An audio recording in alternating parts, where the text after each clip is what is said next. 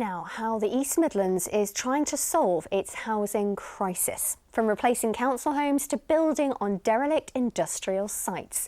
Empty properties are being targeted too, and some second homes could soon face higher council tax bills. Our social affairs correspondent Jeremy Ball has been looking at this throughout this week, and Jeremy is out at Clifton in Nottingham beneath one of those tower blocks, I believe. Jeremy, good evening. Yes, Elise, you'll probably recognise this tower if you ever drive from Nottingham from the airport. We are at the heart of what used to be described as Europe's largest council estate. Thousands of homes were built here in Clifton after World War II. Many of those, of course, now sold off under right to buy. What that means is less social housing for a new, younger generation whose own prospects of getting a home can feel, well, as bleak as tonight's weather here. In a moment, finding out what they're trying to do about that round here. But first of all, I've been looking at solutions to the housing crisis right across the East Midlands. On the hunt for empty houses. This is a typical type of empty property we deal with. Carol's team brought more than 200 homes in Leicester back into use last year. The whole house gets renovated. If a property's been vacant for 18 months, they'll encourage you to rent or sell it. Then they can use a compulsory purchase order. Mostly, owners have an eccentric way of dealing with an additional property. So they've inherited a property because a parent has passed away, but they hold on to the property without actually getting it occupied. We've even had builders' disputes where builders have walked off the job. It's really rewarding where they're actually improved and the property becomes occupied. Here in Derbyshire Dales, a lot of properties empty for only part of the year.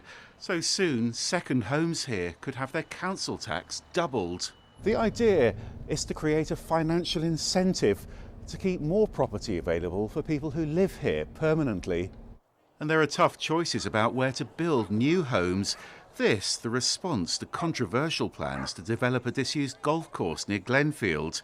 So now the government's trying to encourage the use of so-called brownfield land instead, building homes on derelict industrial sites like this one in Nottingham. Developing brownfield sites can go a long way towards solving housing crisis, provided the right kind of housing is built. So that's affordable, and that means social rent or affordable buy. But we do appreciate that in some villages, small greenfield sites, it may be a right to develop them if that's needed to meet local needs. So we want to keep houses like this in the private rented sector. And affordability is an issue here in Derby too. Linda's helping to stop private landlords pulling out of the rental market, a scheme known as Call Before You Serve.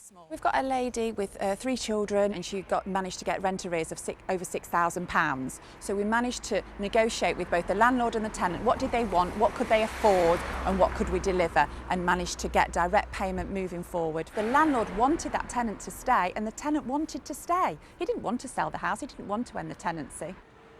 And here in Bestwood, a response to one of the toughest challenges, replacing social housing that's been sold through right to buy.